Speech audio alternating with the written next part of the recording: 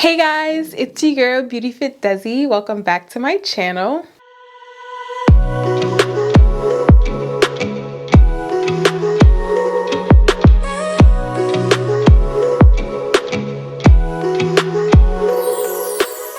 So today guys, I decided to make a video for you guys about these top 5 tips that I have for how to switch to a vegan diet. If you are not following me on social media, go ahead and do so at Beauty Fit Desi. Before I get started with this video guys, go ahead and subscribe. On a side note, I just have to say that you guys really helps me with my following. You guys have got me to like 1,500 subscribers, I want to say. I remember like just 4 months ago I was asking you guys to help me get to 1,000 subscribers, and now I passed that goal. So I just wanted to say genuinely thank you for all the support. So without further ado, how to switch to a vegan diet. My number 1 tip for you guys is know your why. This tip is super important for me, and it is number 1 because when I switched over to a vegan diet, if it was not for my why, which for me is animals, I would have given up on the vegan lifestyle a long time ago.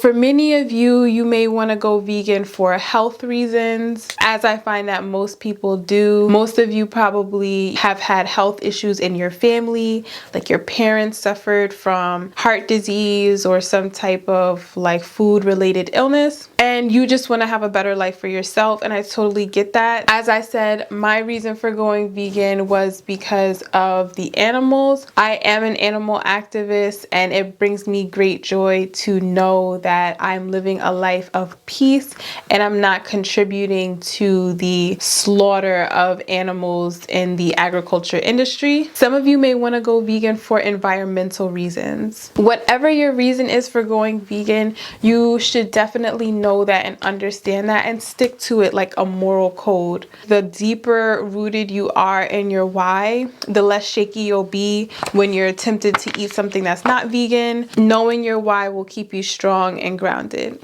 Number 2 is to transition. I started off as a vegetarian before I practiced a vegan diet. Initially, I wanted to go vegan so badly, and I had all intentions of doing so, but I was so new to the lifestyle that I really didn't know what I was doing, like at all. Also, this was kind of like about 5 or 6 years ago when the vegan wave wasn't so strong, and I was in the state of Delaware. In the state of Delaware by my school, they didn't have like Whole Foods or Trader Joe's or any of those specialty stores that would have lots of vegan options. All we had was a Super Walmart and a Redner's and an Acme, and like they only had a couple things. Not only that, like I just really didn't know how to cook vegan food. I didn't really understand, like I just didn't understand it, like period. So I started off as a vegan, but slowly I switched back, or I regressed back to a vegetarian diet, which allowed me to consume eggs and cheese. And that helped me so much, guys, because like being a vegetarian, in my opinion, is so easy. Like so easy. There's so much stuff that you can eat as a vegetarian. You can have pizza. You can go out with your friends and family for pasta. You can go to Indian restaurants. You can go to Chinese restaurants. You can literally eat so much as a vegetarian. I honestly would not recommend a pescatarian diet because of the fact that I'm an animal activist, so any type of animal suffrage is not okay in my book. Also, one thing about the pescatarian lifestyle, it's very wishy-washy. Like people who are pescatarians, they never really be pescatarians. Like you ever notice that? Like they'd be like, yeah, I'm a pescatarian, but then you just be seeing them eat chicken sometimes. I feel like you taking that extra step in being a vegetarian, it puts you right outside of the window of being a vegan, so you're almost there, and you might be more motivated to keep going as opposed to like being complacent as a pescatarian and even possibly regressing back to eating chicken. Another thing that I need to mention is that I was a vegetarian for 3 years before I switched over to a vegan diet. So take your time with these transitions. There's really no rush on anything. Number 3 for how to switch to a vegan diet is for you to seek help. So when I say seek help, there's so many different ways that you can reach out and get some advice. You can can literally watch YouTube videos to help you like find different recipes. You can watch videos like the one that you're watching right now. You can follow your favorite Instagram pages or Pinterest pages that have different vegan foods and recipes, and those will help you navigate your way around the kitchen and create really delicious meals that you wouldn't really know how to do on your own. You should definitely take opportunities to go to different restaurants. You should try all kinds of different foods and recipes from people who actually know what they're doing. I remember the first time I tried to make tofu myself. It was disgusting. Like, I did not know what I was doing. It was mad mushy. I didn't know that I was supposed to drain it. I didn't know what I was doing, and the food was horrible. Many of you are probably cooking your food without that experience, and then you mess up on the food. Now you just deem the whole thing nasty, when it's like, no, the food is not really nasty. You just didn't know what to do with it. Another way that you can seek help is for you to purchase like a meal plan or start like a diet program. I myself, I offer vegan meal plans. My vegan meal plans come with recipes. You'll know exactly what you're going to eat, how many times a day you're going to eat. So I think it just kind of takes the thinking work out of it. Next on my list is for you to be open. I remember like when I first tried Tofurky Italian sausages for the first time. I remember I was making spaghetti and I put the sausages in the spaghetti to eat them as the meat substitute, right? I thought I was gonna love it. I'm like, okay, I'm eating spaghetti and sausages. Like, how do you mess up spaghetti and sausages?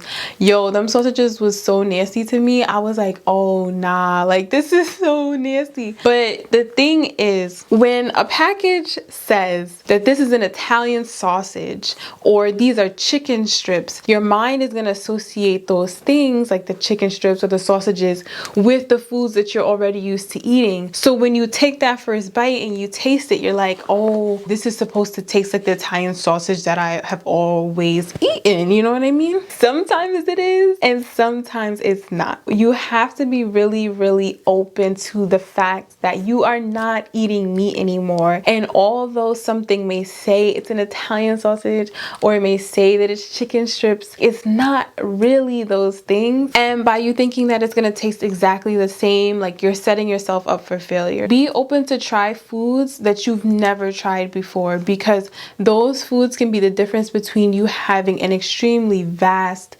vegan diet and lots of options, and you kind of just, you know, sticking to things like rice and beans. A perfect example of something like that would be nutritional yeast. Before I went vegan, I never had nutritional yeast in my life. I didn't even know what nutritional yeast was. I remember the first time I went to the grocery store to buy nutritional yeast, I ended up buying baking yeast, thinking that it was the same thing, and it wasn't. But once I got put onto nutritional yeast and I actually tasted it, I was like, oh wow, this is cool. And you can use nutritional yeast in so many different things. Before I get into tip number 5, guys, go ahead and hit the like button, subscribe, and comment if you have any other video topics that you want me to talk about. Also, if you find this video helpful, guys, make sure that you share it with someone that you know would benefit from this. There are a lot of people out here who are struggling to go vegan, so be a helpful friend and pass this video along. Okay guys, so number 5 for my list of how to switch over to a vegan diet is for you to prepare yourself. When I say prepare yourself, I don't just mean go to the supermarket and run it up. When I actually say prepare, I mean, yes, go to the supermarket and buy foods that you need, but also know why you're buying those foods. So have a list of recipes made out already for yourself, so that you're not just going to the supermarket buying a whole bunch of produce that's gonna end up going bad, or like, you know, you're spending way too much money in the supermarket and it's just like you really didn't need to buy all that stuff. For me, myself, on average, every week at the grocery store, I'll spend about $50 to $75 on food. $75 being that I'm being more generous, and you know, maybe I grabbed a couple snacks, maybe I grabbed a couple specialty items, but $50 being like, you know, I'm really sticking to my diet and I'm just getting what I know that I need. So I would highly suggest that you guys make a list, Do your research on what it is that you are actually going to cook. Then once you buy your food, then you meal prep your food. You meal prep everything. If you're new to being vegan, you don't want to leave anything up to chance. Maybe you might not want to meal prep breakfast because it's something simple like oatmeal or cereal. Okay, cool, I understand that. Or like a smoothie. Okay, you know how to make a smoothie. But your lunch, you need to meal prep that. If it's a salad, put it together. Whatever meat substitutes you're gonna use, cook them, season them, put them together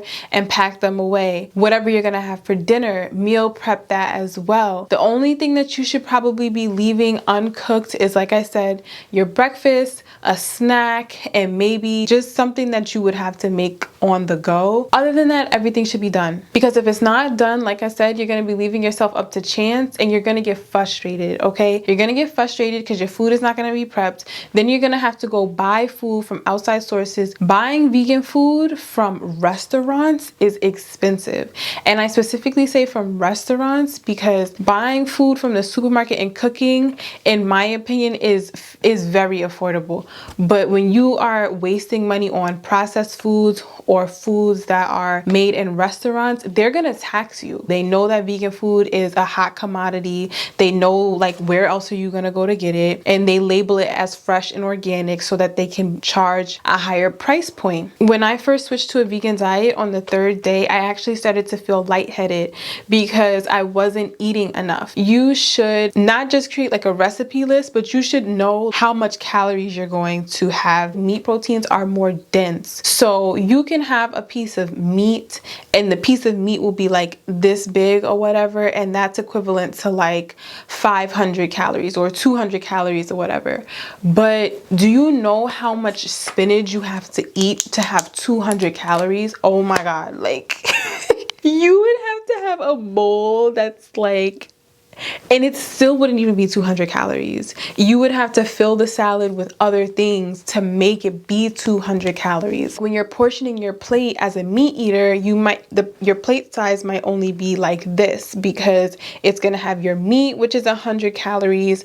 It's gonna have your vegetable, which is only like 50 calories. And then it's gonna have your grain or your starch or whatever, and that's like 200 calories, right? As a vegan, if you're not using another high protein or high fat item to replace that meat, the size of the meal is going to be off. And I did not know that. I thought that, okay, if I'm eating the same size plate, I'm eating the same amount of stuff, and that's not true. So I know that this part can probably be a little bit more tricky, but this is crucial for your health. So this is why tip number 3 that I was telling you guys about is super important, like getting help, like going out to restaurants, getting experts to help you, like purchasing a meal plan or using some type of like meal plan app to do it yourself and help navigate you through the process. And not so much that I want you guys to really be like counting your calories like for the sake of dieting, but I just want you guys to know that you're eating and you're eating well. Also, you being prepared could also include you buying things like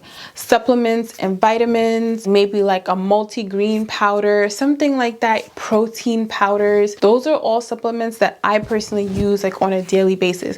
Not really so much a multivitamin, because to be really honest with you, I track my micronutrients and my micronutrients are always taken care of. My vitamin A, C, vitamin B12, which I really should probably start taking a vitamin B12 supplement. Like I said, for the most part, my vitamin counts are always on point. I always get enough calcium. I always get enough iron. Being vegan is already hard enough. The last thing that I need to happen to you guys is for you to feel malnourished, for you guys to get sick, and then everybody's going to be looking at you like, see, you should have never went vegan. But it's like, not that you should have never went vegan. You just didn't know what you were doing. So yeah, guys, that is it for my top 5 vegan tips on how to switch over.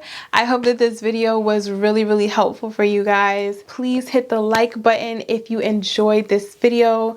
Please comment if you have any other video topics that you want me to discuss, especially things about veganism. Like, I would love to share more information with you guys. And also, please subscribe to continue to help my channel grow and flourish. In the meantime, guys, follow me on Instagram at BeautyFitDesi, and I'll see you in my next video. Bye.